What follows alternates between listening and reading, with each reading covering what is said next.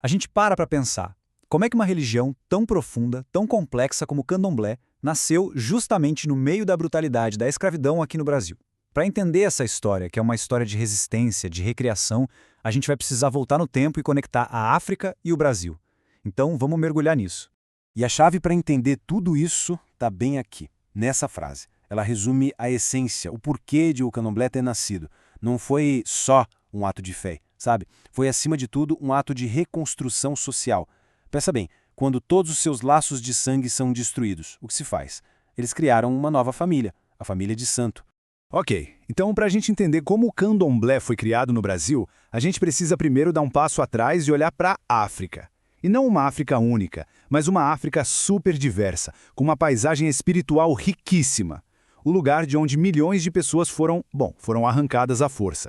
É super importante lembrar que as pessoas escravizadas não vinham de um lugar só.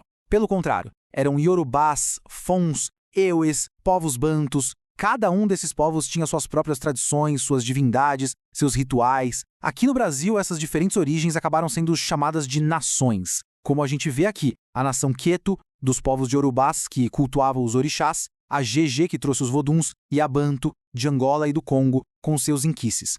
E aqui a gente vê a primeira grande e, eu diria, genial transformação. Penso assim, lá na África, o culto a uma divindade estava ligado a um lugar específico, a uma família. Se alguém nascia na cidade de Oió, por exemplo, era da linhagem de Xangô. Simples assim. Só que no Brasil, essa lógica foi totalmente quebrada. O que aconteceu? Divindades de lugares completamente diferentes foram reunidas juntas no mesmo espaço, criando uma nova e gigantesca família espiritual. Beleza, agora a gente precisa falar sobre a dor, sobre a ruptura imensa que fez com que essa reinvenção toda não fosse só uma opção, mas uma questão de sobrevivência. 4 milhões, esse é o número. Estima-se que mais de 4 milhões de africanos e africanas foram trazidos à força para o Brasil. É mais gente do que para qualquer outro lugar das Américas. É um número que é difícil até de imaginar o tamanho da perda que ele representa. Porque a travessia do Atlântico e depois a vida aqui significaram uma coisa: a destruição planejada de tudo que era laço social. Famílias eram separadas de propósito, comunidades inteiras destruídas. Aquele elo que existia com as divindades, um elo ligado à terra, aos antepassados, tudo isso foi cortado de forma brutal. Só que, no meio de toda essa devastação, uma coisa incrível começou a acontecer. Um processo de criação, de resistência. Os africanos escravizados e seus descendentes, eles não só sobreviveram, eles reconstruíram. Reconstruíram seu mundo, tanto o espiritual quanto o social. E a resposta para essa reconstrução tem um nome: a família de santo. Essa foi a grande invenção, uma nova forma de ser família que não era mais baseada no sangue e sim na fé, na iniciação religiosa. De repente existiam de novo mães, pais, irmãos e irmãs, só que de santo. E essa nova família trazia o que tinha sido roubado: proteção, identidade, um lugar para pertencer. Mas claro, isso não aconteceu da noite para o dia. Foi um processo, uma evolução. Começou com os calundos, que eram rituais mais isolados, de cura, de adivinhação. Depois veio o famoso sincretismo, né? Aquela associação com os santos católicos. E isso foi uma estratégia de sobrevivência, pura e simples. Era um jeito de conseguir cultuar suas divindades usando uma máscara cristã. E a partir daí, com a família de santos se fortalecendo, os laços se solidificando, finalmente surgiram os terreiros, os templos organizados que a gente conhece hoje. E aqui tem um ponto que muita gente não sabe, mas que é fundamental. Quem liderou a formação desses terreiros mais organizados foram, em grande parte, os africanos libertos. Por quê? Porque eles tinham mais liberdade de ir e vir, e às vezes até algum recurso. Foram eles que muitas vezes conseguiram comprar terras, construir os espaços e dar a estrutura que essas novas comunidades precisavam para florescer de verdade.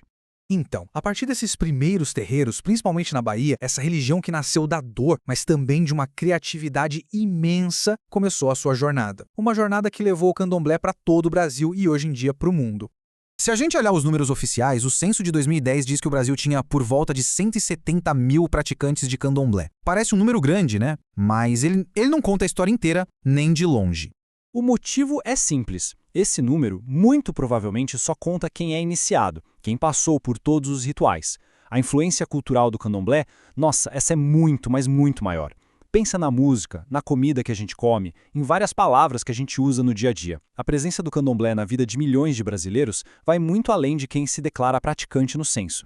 E outra coisa super interessante, o candomblé já faz muito tempo que não é uma religião só de afrodescendentes. Hoje em dia, atrai gente de todas as origens, de várias classes sociais, tem um número cada vez maior de pessoas brancas, de classe média, entrando para a religião, especialmente no sul e sudeste do Brasil.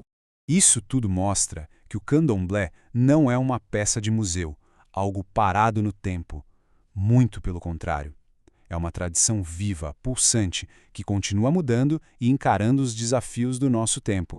E o cenário hoje é bem complexo. Tem várias coisas acontecendo ao mesmo tempo. Por um lado, existem movimentos de reafricanização, que é uma galera que quer tirar os elementos do catolicismo que entraram lá atrás para buscar uma pureza maior. Ao mesmo tempo, a gente sabe, a intolerância religiosa é um problema gigantesco, principalmente vinda de alguns grupos evangélicos. Mas, em contrapartida, também vemos um reconhecimento maior, como a criação de um dia nacional para as tradições. E, claro, a expansão continua.